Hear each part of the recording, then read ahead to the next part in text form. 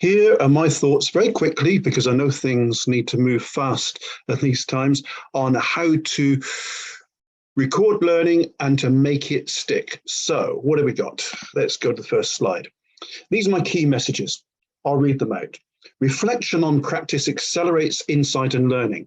Learning is more than just knowledge. Insight is useful, learning is behavioral. It's what we see, it's what we see in application. So reflection on practice accelerates insight and learning. Secondly, applied learning enhances performance. There's a purpose to learning. It's all about doing things better. And the only way we get better in the workplace is by learning new things or by learning more about something we already know something about. So learning is all about performance. Recording learning mustn't be a chore. It very often is. Oh, I've got to do this for this particular qualification, or I've got to go through some compliance process. Learning can be energizing, it can be empowering, it can be interesting, and it really should be. So I believe that recording learning mustn't be a chore, and it's best to be an enthusiast. Really pitch into it.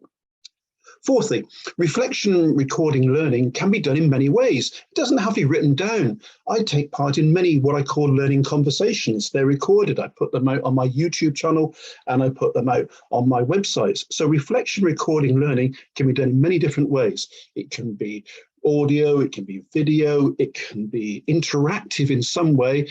It doesn't have just to be written down. And then post-certifications, surely the interest we have in our learning and the recording of it appropriately is the mark of a true professional, not just someone who's passed exams 30 or 40 years ago, as in my case. So this is how I record my learning. It's not presented as the best way or the only way, but it's the way I go about things. I have a learning log. I started this in February 1987. It now sits behind me in 6 lever arch files.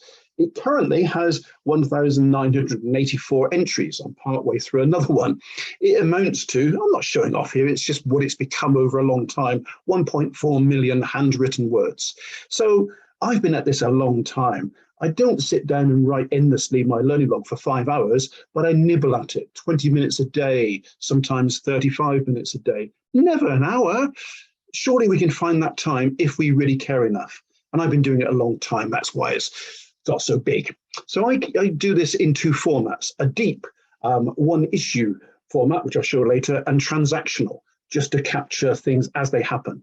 I also read selected books and articles, mostly articles, though I do read some books, but it's hard to find the time, isn't it? Hours and hours to actually put into reading a book thoroughly and understanding it.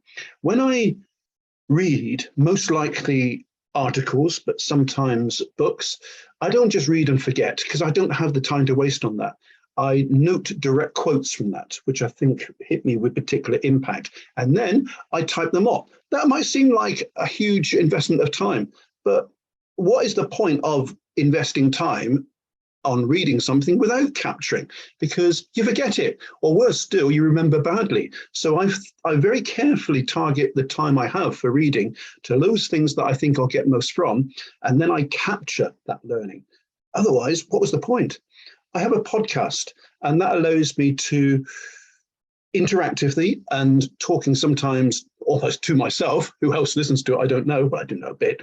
So to explore issues of interest and to articulate to, in the company of others in particular, where it can be more explored in detail, to actually hear myself say things that I didn't know I was thinking. So a podcast, an audio recording of learning is very important to me. And I also do things like this, produce YouTube channel videos in the same sort of way really as an audio, but with a visual impact. So there are many ways in which we can record learning, not just in the written form. So when I do this interactively with groups, I prompt questions because they don't always come. And the questions I prompt are things like, why did I start a learning log? Why did I start a learning log? Short answer to that, there's a very long one, but I'll give the short one, because I was encouraged to by somebody who knew better than me what was good for me. I tired after I'd done my professional qualifications for 2 years of being told things, much of which, frankly, I didn't need to know. It didn't hit my personal needs. So for 2 years, my then mentor, now sadly passed on, encouraged me to keep a written record of my learning in the form of a learning log. 2 years of gentle nagging, I got round to the first one. I've done a lot since. What challenges for a non-reflective, unskilled learner, it says next. Well, that's me. I didn't start this process because I was wonderful at learning. I was a young, 20, not very many years old person in the learning industry who didn't know very much and who knew he had to become more reflective because by personality, I'm not that person at all. 35 years on, I still do it, and I still do it to the tune of around about 10 A4 captures a month of about 650 words at a time. So what, the numbers don't really matter. I stick at it. I stick at it because I know it still brings me benefit. What do I write about? Just about everything. Things I'm going to do, things I've just done, things that interest me, things I've read, conversations I've had. Just about everything is worthy of reflecting on learning. There's learning in just about everything I found. What benefits and tangible rewards? Loads of them. I think I write better. I think I write more concisely. It gives me credibility when I help others to learn to say, this is what I do. Here's the tangible evidence of that. I use it evidentially in qualifications and accreditations that I've gained since 1980, whatever. It's important that whatever form our reflection on learning takes, we feel that there are outcomes and tangible, attributable things happening as a result of that, and there are for me. Do I ever revisit and check if planned actions have happened? No, I don't. It's hard enough to actually do this in the first place, to go back over it, to go back over 35, 36 years worth of November or December's, whatever, is hard work. I'm still that person that finds this difficult, and that would be a step too far, but it's there, and I might change. And the value for me is not in revisiting, but of actually writing out, slowing down my thoughts and articulating my thoughts. That's where the value comes. I handwrite it because it feels authentic. If I typed it up, it would have a value. Of course it would. And I'd be able to do all sorts of clever things that writing handwritten style doesn't give me. But I write it up because it slows me down, but it also allows me to free flow. I can write faster than I type. And it just feels more authentic. Words on a page just feel like it's come from me more than type. That took a lot longer than I thought, but there's a lot in there. A model I like, and I think relates directly to the idea of reflecting on and capturing learning, is the 3 reflection types. I could go on about this. I have done before. I'll just run through them quickly. Number 1 is reflection before action. This is based on the work of Anderson and Cowan and of Mary Holmes. So reflection before action is about saying, this is coming up. I can see this happening. Let's be ready for it. Let's think about what I've learned before in this situation. Let's make sure I get the most from this in the form of learning when it happens. Reflection in action is hard because very often when we're involved in something, it's difficult to pick out the learning that's happening in the moment right now. If we prepared in advance, it helps. Reflection after action is the one that most people, I find, when I talk about this with coaching clients, think about and only think about. Reflection very often is tied up with looking back and nothing else. Well, that's great, but it can't change anything. All you can do, it's a big all, is, excuse me again, you can learn from that. What's just happened from which I can learn, but you can change nothing. Reflecting before action allows you to influence what happens, getting the most from it then, and then reflecting on something that happened better because you were prepared for it. I said I keep this prompt, I said I keep this slow, but I'm not. There we go. So individual learning. This is the 4 eyes of learning. The 4 eyes of learning. That's a model I put together recently. Again, I'll do this quickly. The 4 eyes are individual, intrinsic, iterative, and incremental. Individual because unique people have specific needs, not groups. Learning is not about herding people into a room and telling them things. That's not learning. That's not even training. That's just telling people things.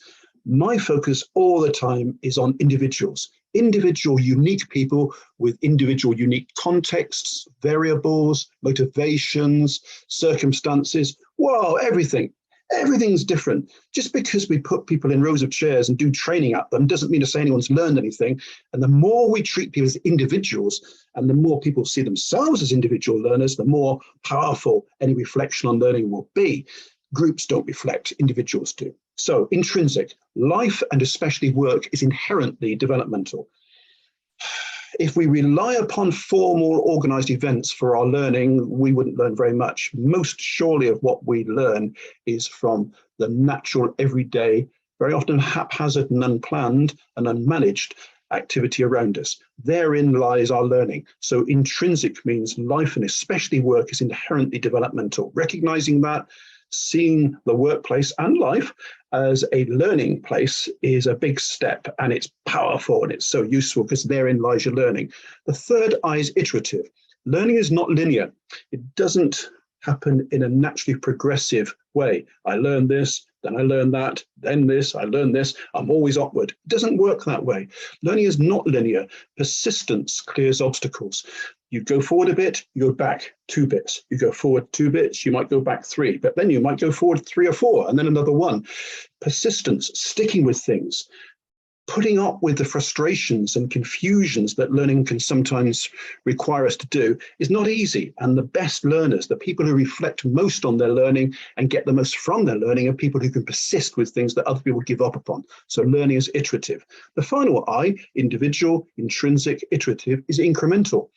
Sometimes we seem to think that learning is about quantum leaps. Wow, I can go from here all the way to there. That's often not sustainable. So incremental means apparently insignificant moves are sustainable. We ought to see real value in what I sometimes call an onion skin. Learning for me is like an onion skin. If you peel off a layer of an onion, it's see-through, it's translucent, it's apparently insignificant. Put all of those apparently insignificant bits of onion together and you get a hard core. I think learning's like that. Apparently insignificant, that didn't really matter too much. Yes, it did, because it forms part of that hard core, which over a lifetime we've developed in the form of small steps. So we need to value small steps, not just see learning and our progression as all about big ones. This is, I'm showing on screen now, my learning log. It's an A4 sheet of paper. It's got learning log, date and number on the top. This is people on the podcast. It's got a heading of significant experience, which I write last. I could say more about this. I have done elsewhere. So significant experience is the headline. I write that last because I don't really know what I'm going to write about until I start. What happened is about 1/5 of the page, and that's about summarizing what happened, the context that I'm writing this particular learning log entry in. Conclusions is the biggest part of the page, and I very often pinch space from what happened for my conclusions.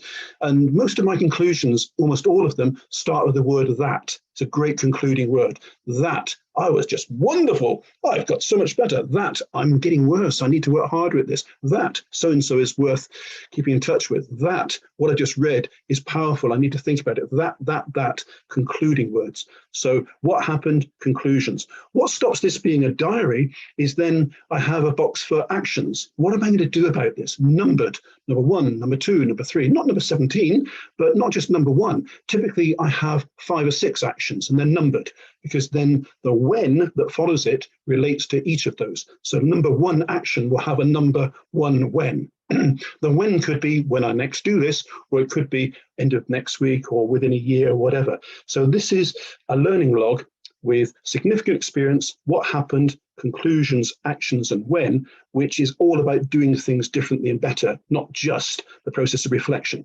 I also have most recently an incidental learning log, which is a lot more simple. It just says incidental learning log at the top, and I've got 1, 2, 3, 4, 5 boxes the same size. These days I even use a completely blank sheet, and it's just to capture learning which isn't, in my view, isn't every bit of learning, pondering for 20 minutes in the form of a full learning log that I didn't want to lose. I just had this thought. I've just had this conversation.